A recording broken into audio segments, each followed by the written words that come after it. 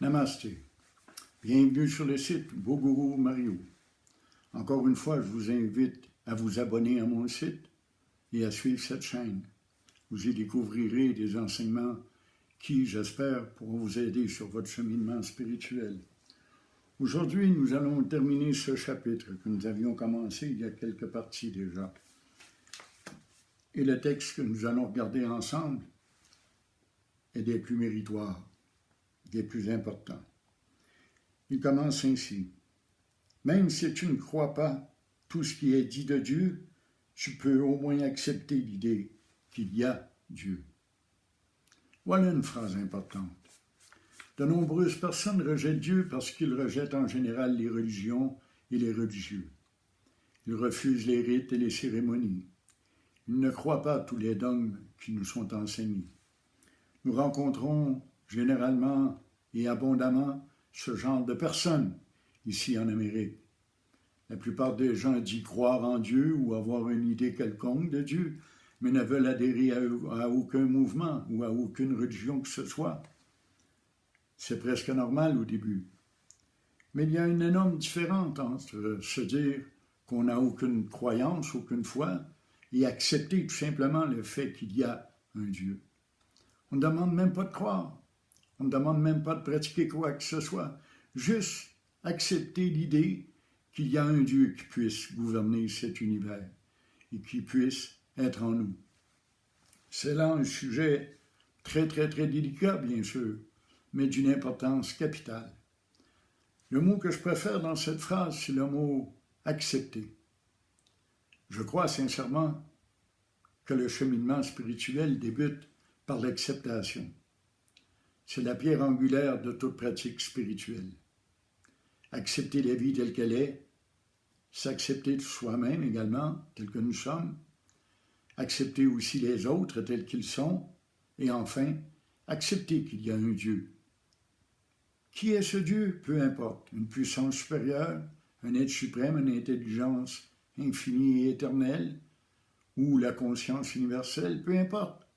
Peu importe le nom et la forme que tu lui donnes. Ce qui est important, c'est d'accepter cette idée. Voilà le seul pas que tu as à franchir pour commencer. Accepter l'idée qu'il y a Dieu. Dès cet instant, ta vie prend un tournant capital et décisif. Tout commence à changer. Tu viens de faire le premier pas sur la voie.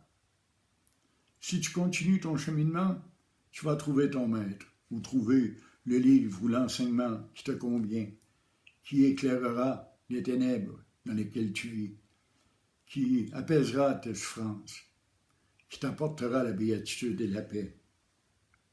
Cette simple pensée est une graine qui recèle un pouvoir immense, pouvant se développer lors de sa croissance au point de tout vider et de tout remplir à elle seule. Eh bien oui, quand on parle de tout vider, c'est ce que j'enseigne. La spiritualité n'apporte rien. Elle nous enlève tout. Elle nous force à tout abandonner, à abandonner tout ce qui constituait notre existence, c'est-à-dire le petit moi, le petit jeu égoïste et mesquin, avec tous ses désirs, ses peurs, ses sentiments de culpabilité ou de honte, avec toute sa mémoire de bonheur ou de malheur. C'est de cela dont on doit se vider complètement, comme un cadavre qui serait vidé de tous ses organes. Et c'est aussi cette graine qui va tout remplir d'un arbre immense, aux branches nombreuses, aux feuilles multiples et aux fruits abondants. Son pouvoir est tel qu'elle peut t'amener à ne plus rien voir d'autre que Dieu, même pas toi-même. En vérité, Dieu est tout. C'est beaucoup dire. Venir qu'à ne plus savoir soi-même, mais qu'à se considérer comme faisant partie de cet univers, tel est le but de la réalisation spirituelle. Quand le moi et le je s'effacent complètement, ce qui reste, c'est le monde. Et tu es cela. Tu es ce monde. Et ce monde, c'est Dieu. C'est Dieu qui le crée, c'est Dieu qui danse. c'est son jeu, c'est sa lilas. N'est-ce pas merveilleux de pouvoir prétendre être celui qui est, le seul qui est? Quand on se vide de soi-même et qu'on se laisse remplir de l'amour et de la compassion divine, notre vie prend un tournant tellement magnifique, tellement merveilleux. Sauf évidemment que ce n'est plus notre volonté qui domine, ce n'est plus nos désirs qui s'accomplissent. C'est ce qu'on appelle la volonté de Dieu. Mais de toute façon, après mûre réflexion et méditation, c'est toujours la volonté de Dieu qui s'accomplit, peu importe ce qui arrive. Le livre est écrit d'avance, sauf qu'on lit une page à la fois. On vit, on pratique, on lit la page d'aujourd'hui, on ne connaît pas la page de demain.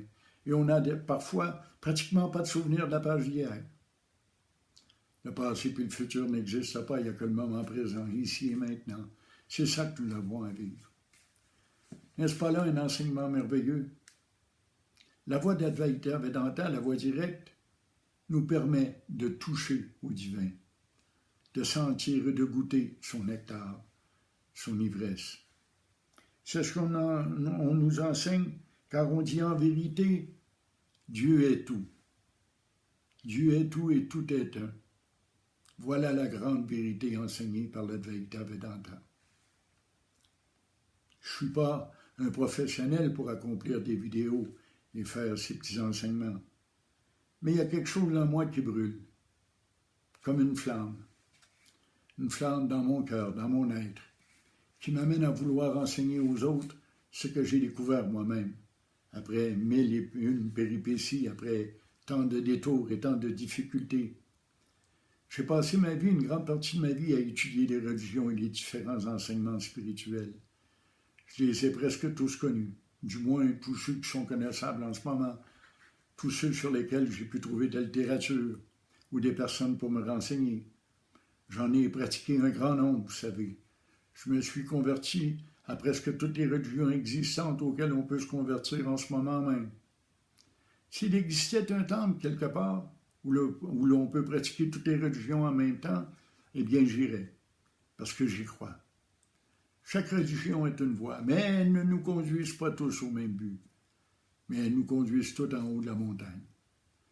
Un peu comme la toile derrière, où un bateau, un épave est caché derrière la végétation abondante, il faut fouiller dans les branches, fouiller dans la forêt pour trouver Dieu. C'est ça qui compte. Nous pouvons poursuivre en débutant le chapitre 4. Je vais en lire juste un petit peu pour nous remettre sur la bonne voie. Le chapitre 4 qui s'intitule « Paix ». Qu'est-ce que la paix? Lorsqu'un homme est en sommeil profond, bien que le monde subsiste, en a-t-il le moindre souci? Effectivement, vous le savez, quand on dort, on est en paix, on est en repos. Il n'y a plus le moindre problème, plus la moindre difficulté, plus la moindre attente. Son mental est tranquille et apaisé. S'il peut conserver ce degré de calme et de repos, même lorsqu'il se trouve en activité au sein du monde, alors la paix est réalisée. C'est pourquoi j'enseigne toujours que la paix est plus importante que l'amour. On n'est pas obligé d'aimer inconditionnellement pour être en paix avec son voisin et avec l'humanité. La paix, c'est la base. D'après moi, ce n'est pas l'amour qu'on devrait enseigner, mais plutôt la paix. La paix est toujours accompagnée de compassion. La paix est toujours prête à rendre de l'aide, à apporter de l'aide aux autres. La paix, c'est ce dont le monde a besoin. C'est ce dont nous avons besoin nous-mêmes en tant qu'individus, en tant qu'êtres humains. La paix n'a pas de prix. Le bonheur coûte cher. Le plaisir est très dispendieux aussi. La réussite est très onéreuse. Elle gonfle l'ego et l'orgueil. Mais la paix apporte le repos, le calme, la tranquillité, le bien-être intérieur. C'est de paix dont nous avons besoin. Et c'est de paix dont nous parle cet auteur anonyme du 19e siècle. Quelle belle parole, quel beau paragraphe. Nous allons nous en tenir à ce début pour aujourd'hui. Pour la simple raison que nous aurons à développer le sujet davantage, parce que c'est un sujet parmi les plus importants. Je le redis encore, parce que je le considère excessivement important. Qu'est-ce que la paix? La paix, c'est le repos de l'âme. Lorsqu'un homme est en sommeil profond, bien que le monde subsiste, y a-t-il le moindre souci? Son mental est tranquille et apaisé. S'il peut conserver ce degré de calme et de repos, même lorsqu'il se trouve en activité au sein du monde, alors la paix est réalisée.